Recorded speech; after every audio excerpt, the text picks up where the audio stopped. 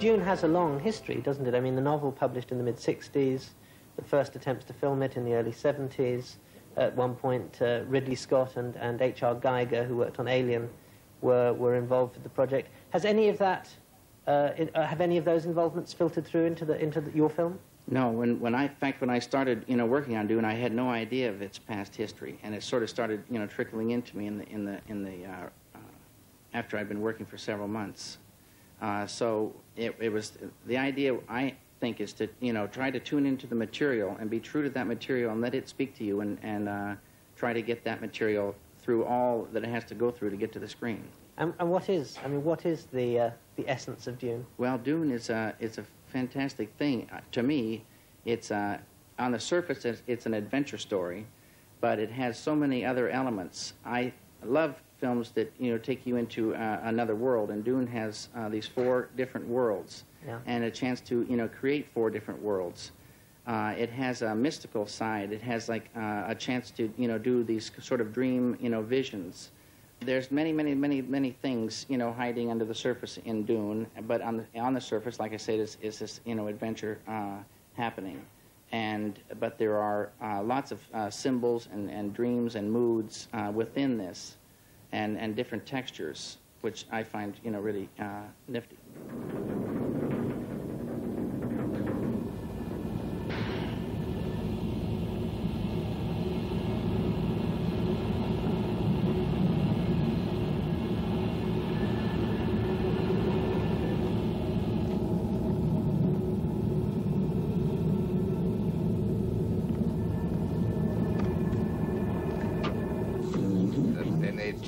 Witch must leave.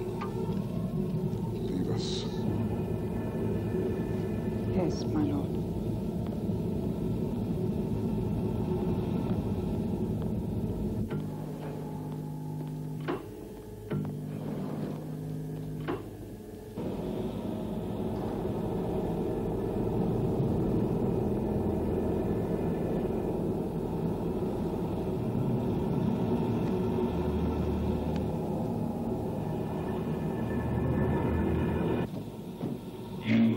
Transparent.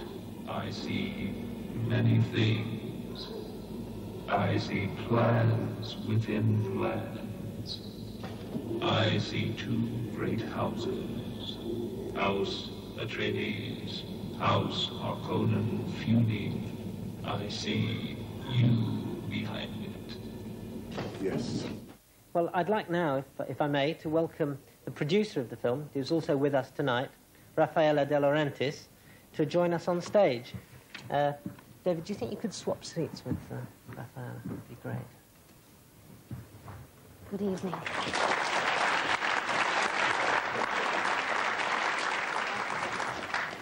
Welcome to London. Thank you, sir. I wanted, first of all, to ask you, obviously you belong to a dynasty of filmmakers. Your father is Dino de Laurentiis. But you are in a unique position. You are, perhaps, to my knowledge, one of the very, very few women producers working on the international movie scene. Does being a woman make a difference or no difference at all to being a producer? It made a difference for me because I think it helped me a lot, There's many more women producers than you think out there. And it's just when you get the opportunity of working on such huge movies that the fact that you're a woman sort of shocks people and gives you a lot more publicity than you really should have, because I'm just doing my job. Right. Because you started work on Hurricane, I think, which was the first project on which you worked in a sort of production capacity, wasn't it? Well, you see, I was in art school like David when I was a kid, and we find that very funny that we came from the same place and we went so different. I was in art school, and when I was 14 or 15, I really thought that what I wanted to do was being an art director, a production designer. And in the summers out of school, I used to go on sets, which was obvious, right? I said I want that job, yes. 10 pounds a week, and I'd go in and sweep the floors. And the more I did this, and the more I discovered that it was the aspect of production that I liked. And, I really believe that to be a talented artist like David is, you have to kill to get to what you want, If he wants that specific shot, it doesn't matter how much it costs, how many people, he's going to keep waiting for 6 hours, he's got to do it. Now, I could never do that. I'm too practical a person, you know, so that would make me a lousy artist right away, because I'd go for the cheap, fast, easy way of doing it. So when I realized that, I realized I would be a lousy art director, and I switched on to all sorts of production jobs. And I ended up producing. How did Dune arise? I mean, how did you become involved in that project? Your father, I think, had optioned the rights on the novel. Well, you see, I read the book my brother read the book in 1974. And he came with me and said, this is the greatest book I've ever read, and you must read it. I mean, he was really a Dune fanatic. He gave the book to every member of the family, right? I mean, my mother and we loved it, and we went to see Dino, and we said, Dino, this could be a great, great movie, and to our amazement, Dino loved it, you know. Dino said, this is the Bible of the future, and this is the greatest book I ever read. And my brother and I said, we were a bit, you know, said, he's never going to understand this stuff, but he did. And, you know, he bought the rights. Because the film is, in fact, dedicated to your brother, isn't it? Yes. He died in a plane crash when David and I had just started working on the picture, yeah. So how did David arise as a choice of director for the film? Well, you know, to do a special effect movie today is sort of a question of money, right? I mean, I'm not saying everybody, but almost everybody can do special effects. And we did not want to do a hardware movie. There's been too many out there, you know. We wanted a stranger, a more different, a more exotic is not the right word, but, you know, a different movie, and a movie which would take you places. And sort of Elephant Man did that. You went into this Victorian England and you care about the people. And it was a strange approach, and, you know, a lot of people always said it was the greatest gamble was not the 40 million, it was David Lynch. But that's the thing I'm most proud of. Had you seen Eraserhead as well as Elephant Man when you hired David? Well, I saw Eraserhead after I had started working with David. Actually, he organized a little screening for me. See, and I laughed. It was not empty. I sat through it. See, knowing David so well by then, because we had spent, 5-6 months already together. I just laughed through the whole thing, because there's so much of David in that picture, you know, that if you know him well, it takes a whole different, I mean, I don't know what I would have done if I had seen it before. Before I throw this open to the audience, Raffaella, can you just tell me, what is it about Dune? What is the specific thing that makes Dune, in your eyes, a great picture or a great project to have taken on? You know, it's very difficult, as I said before, when you have lived with something. No, Dune is like a child, you know. It is, and you know, your child, maybe he's not the most gorgeous one, but you don't think so. It's very difficult for me to judge the movie because I love it. I love every frame of it. You know, David and I had fun the other night reciting the first 3 reels by heart, and we did very well. I mean, it's just too much a part of us. I am very proud of the picture because I think we did a very special movie, a very different movie. I think it's a movie that's going to be very controversial because it's not what... See, when the people say big budget, special effect, $40 million, they immediately assume it's going to be a conventional movie, that kids are going to be able to go in with popcorns, and this is not that. This is this picture is a different picture, so that I'm very proud of because I feel that I've done something new for the industry, and that is something to be proud of. And I think, you know, there's going to be around Dune in the 80s the same kind of mood and feel and controversy there was around 2001 in the 70s. I'm not in the mood. Not in the mood. Mood's a thing for cattle and love play, not fighting. I'm sorry, Gurney. Not sorry enough.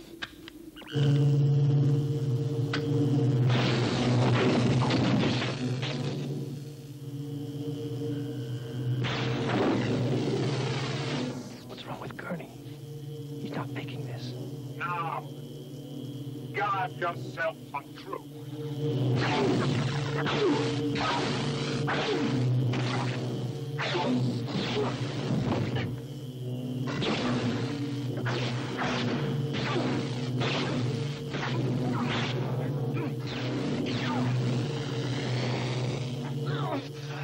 Is this what you seek? Good. The slow blade penetrates the shield. But, Look down. We'd have joined each other in death. One thing I'd like to say is there's a great guy in the audience who played a huge part in making Dune look so fantastic, and that's Freddie Francis. Freddie Francis is in the Yes, audience. he is, right there. Can Freddie Francis stand up?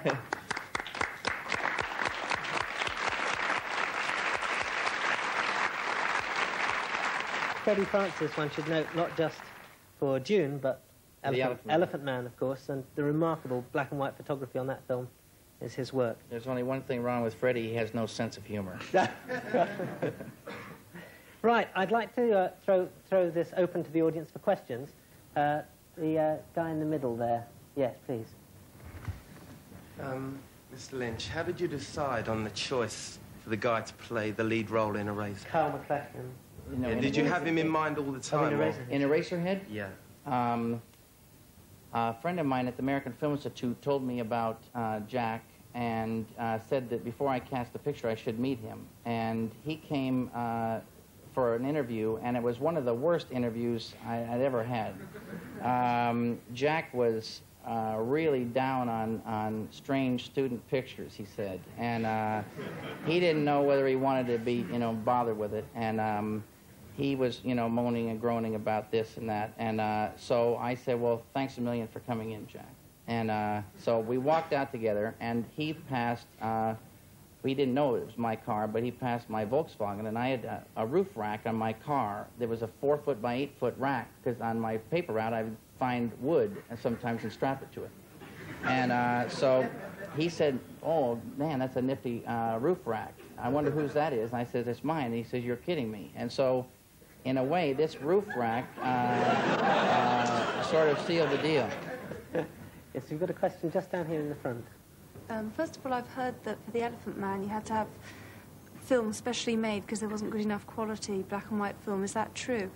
And also, do you think that there isn't enough use made of black and white film in the film circles at the moment? And why do you like it especially? Well, I like black and white because it has this ability to take you away. If it's a strange world, it takes you one step away from reality, right away.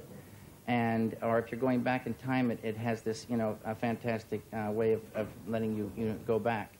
But I don't think new film was made. But Freddie had very many problems with the film that we had because so few films are made in black and white. The quality controls are very strange on it, and it was going wild on Freddie. He didn't know what the ASA was from one day to the next. And but I don't think new stock was made for us. No, Freddie's saying no. Perhaps you could ask Freddie Francis, since he's in the audience, about the different joys of working in black and white and working in colour. Perhaps we can. Well, I find any medium is a joy anyway. Not so much when it's with David, because I've got no sense of humour. But, this is... People often ask me this question. It's really, one has to be realistic and say, on many occasions, it's a commercial decision. But generally, I find if one's making a period film, like Elephant Man, I've got a sort of harebrained theory that if you can persuade people that this film is being made today, in other words, the film is being made when it happened, if you show it them in black and white, they'll believe it more than they probably would in colour. But the big answer to this question, the main answer, is that whatever way you photograph a film, you've got to give it the right style. And providing it's got the right style, I don't think whether it's black and white or colour matters all that much. It's a style that really matters. Thanks.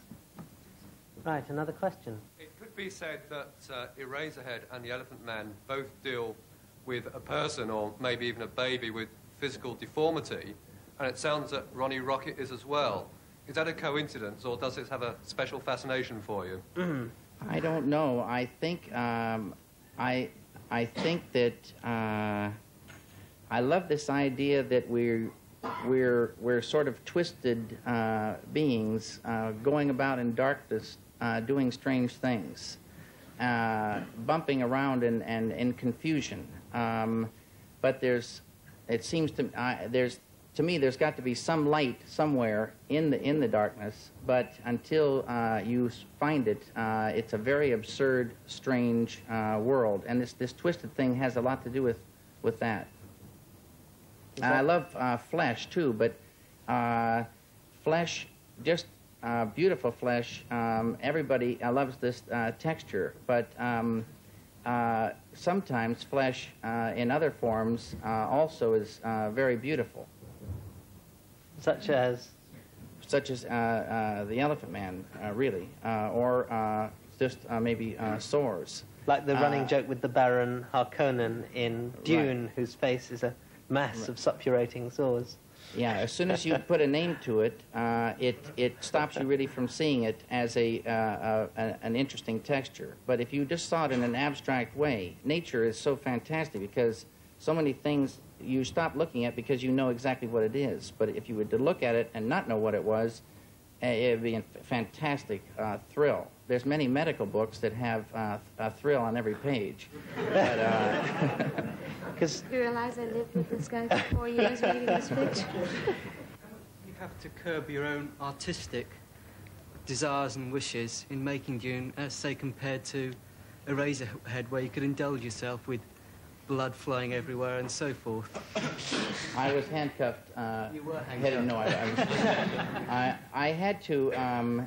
Well, again, it's the material says certain things, so there's always limitations on every film. There's restrictions, because once you start, you say, I'm going to do that material, then all the other goes away, and you have this horror all at once, because so many possibilities now are gone. And also, I knew in advance that this was going to be a PG film, and I signed on, knowing that. And so you kind of put on this PG hat, and you take your R hat off. And so there's another restriction, but I personally love restrictions because it forces you to create, in this kind of like boundaries. And maybe you think of neat ideas because of these restrictions. Always in a film, you wish that you could be doing something else. It's just like having it becomes, you want to escape. And I think it's like this pressure and responsibility, just yearning to be doing anything, and going anywhere. So many times going to the studio in the morning, I wish the driver would, become crazy and take me anywhere. But when you get there, you're back in it and working. In spite of the restrictions, it's such a fantastic process, and it's creating, and creating is the coolest thing that we can do. We had a question I'd like to ask you, Mr. Lynch, did you or any other production member of Dune make any cameos in the film, and what did you think of your performances? You're a very cool guy.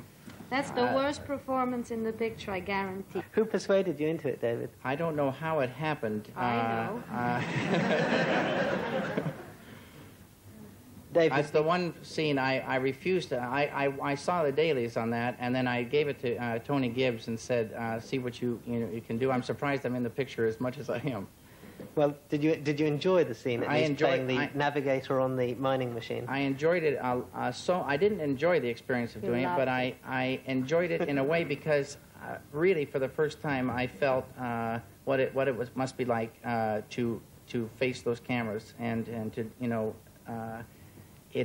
I'm glad I did it, so I know what an actor goes through. But that's the only reason I'm glad I did it. Well, thank you, David Lynch. Thank you, Raffaella de Laurentiis. And thank you. Thank you very much.